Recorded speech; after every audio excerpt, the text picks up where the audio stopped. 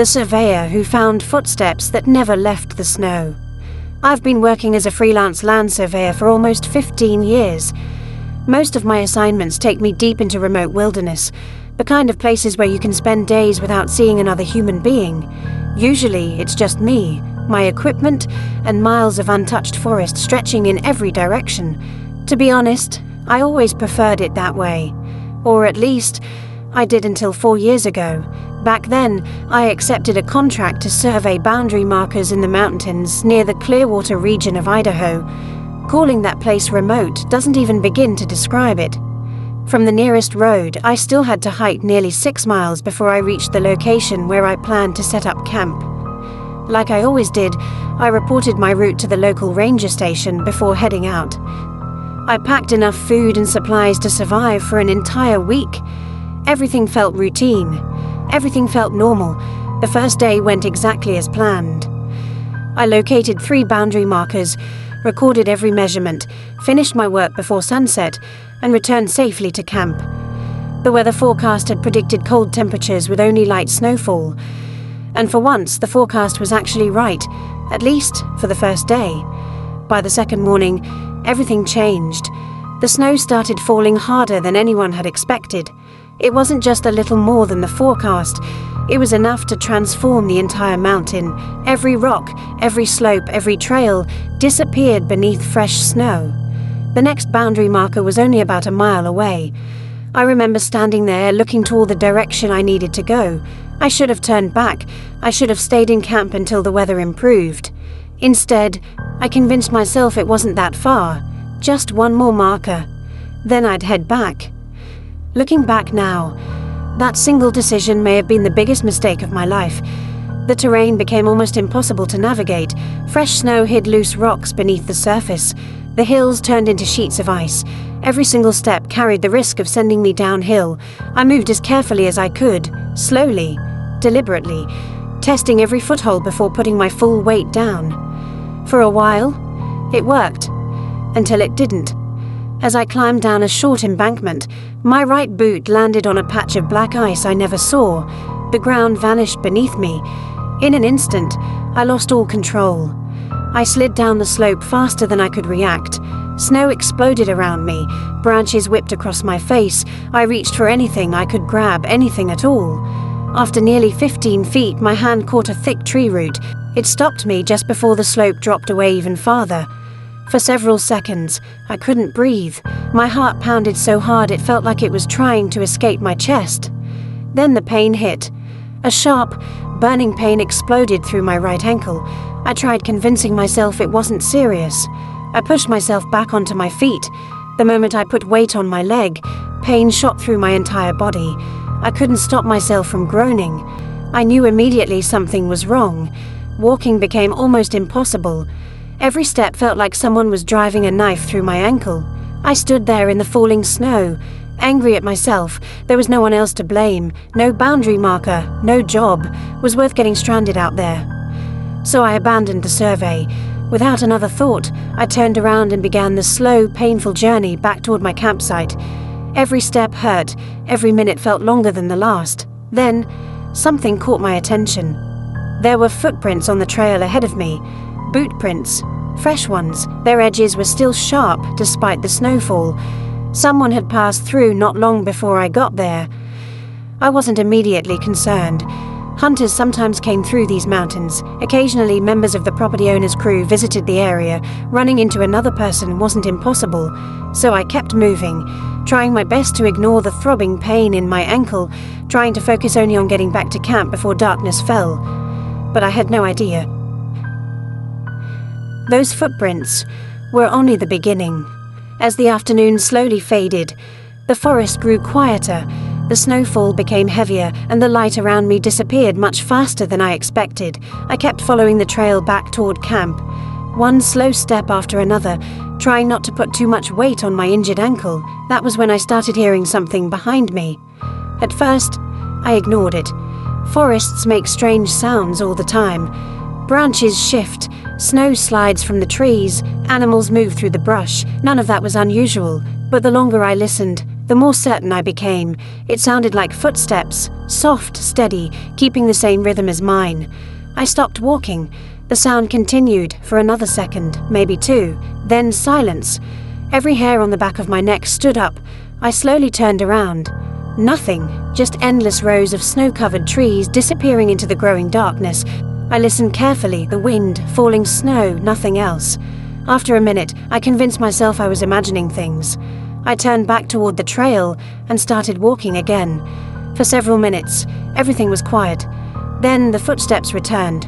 Behind me, slow, measured, always matching my pace. I spun around again, still nothing. The forest was incredibly dense. If someone or something was hiding between those trees, there was almost no chance I'd ever see it. Normally, I would have investigated. I've spent enough years outdoors to know that fear alone isn't enough reason to panic. But this time was different. My ankle was barely supporting my weight. If anything attacked me, running wasn't an option. That realization terrified me more than the footsteps themselves. So I kept moving, faster than before, or at least as fast as my injured leg would allow. A few moments later, another sound echoed through the forest. It came from somewhere off to my left. A metallic sound, soft, but unmistakable. It reminded me of metal lightly striking a fence post or a piece of old equipment. I stopped again, listening. That made no sense. There shouldn't have been anything made of metal anywhere near me. Nothing. Just forest. Nothing but trees for miles. The sound came again. A faint, cold, metallic clink. It was enough to distract me, and suddenly I realized something. The footprints, I hadn't looked at them for several minutes. I lowered my eyes toward the trail. They were gone. I froze. Confused, I turned around, scanning the snow behind me, trying to figure out where those tracks had disappeared. There was no clear turn, no side trail, no explanation. It was as if the person who made them had simply vanished. Then I looked toward the trees on my left, searching for whatever had made that strange metallic noise. That's when I saw them. Another line of footprints. Fresh, perfectly clear, running through the snow inside the tree line, parallel to mine. They weren't following behind me anymore. Whoever had been walking ahead of me was now moving beside me, hidden behind the trees, keeping pace with every step I took. I couldn't see the person, only the footprints appearing one after another between the trunks, close enough that I realized if they wanted to reach me, they could do it in seconds. Fear completely took over. My heart pounded so violently I could hear it.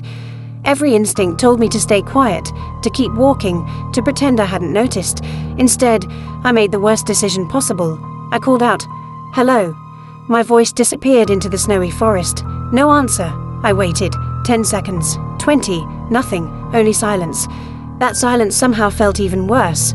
I knew I couldn't stay there. I turned and continued toward camp, trying desperately not to limp, trying to convince myself I was almost safe. The footsteps beside me had stopped. But I knew, without a doubt, someone was still out there, watching, following, waiting, only a few hundred yards from my campsite. A loud crack exploded somewhere behind me, a heavy tree branch snapping in half. It wasn't the wind, it wasn't an animal. It sounded deliberate, like someone had stepped directly onto a thick branch. I refused to look back. I kept moving, one painful step after another, repeating the same thought over and over inside my head. Just make it back. Just reach the tent. Just a little farther.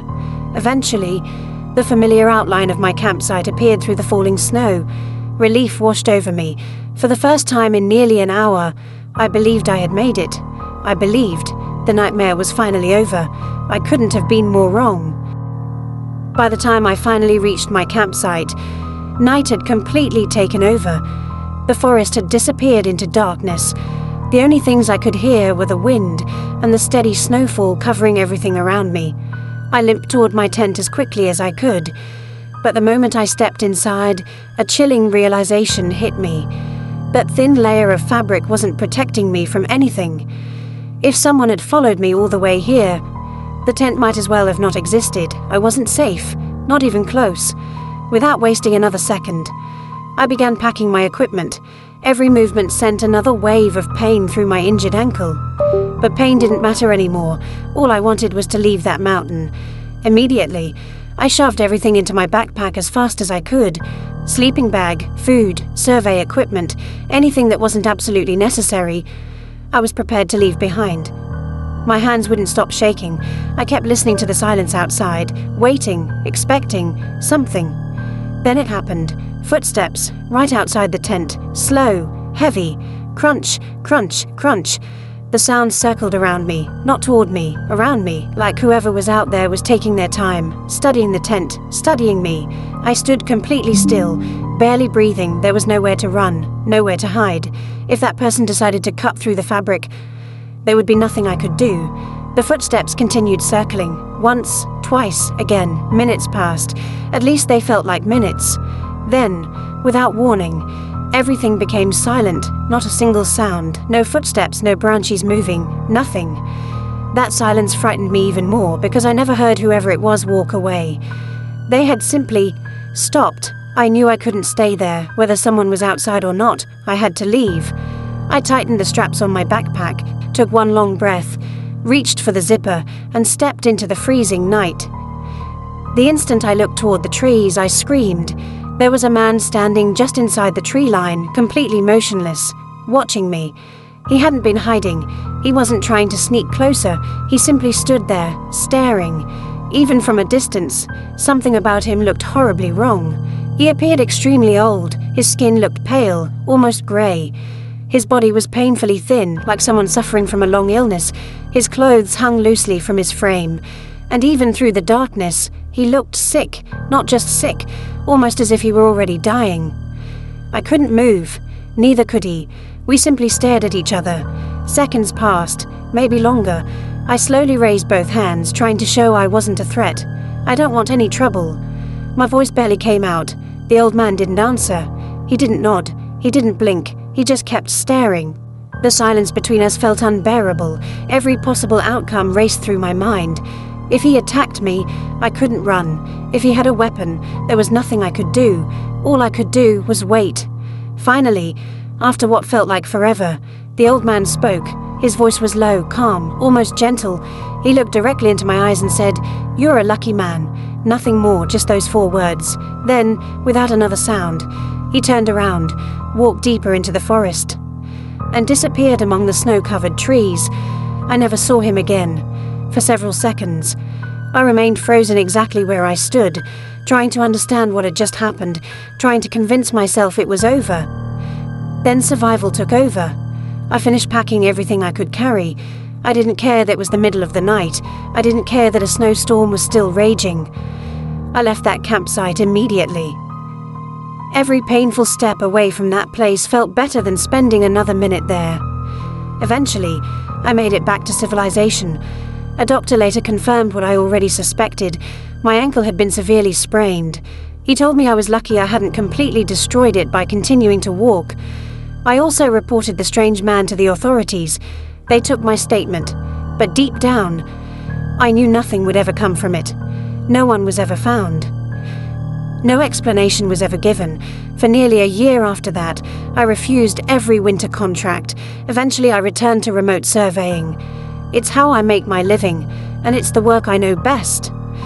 But one thing has changed forever. I never camp alone during winter assignments anymore. Either someone comes with me, or I decline the job. Because even now, years later, I still hear those footsteps in my mind, and I still think about the old man, standing silently among the trees. Sometimes I wonder what he meant when he looked at me and quietly said, "You're a lucky man." To this day, I don't know whether he was warning me or reminding me of something I was never supposed to survive.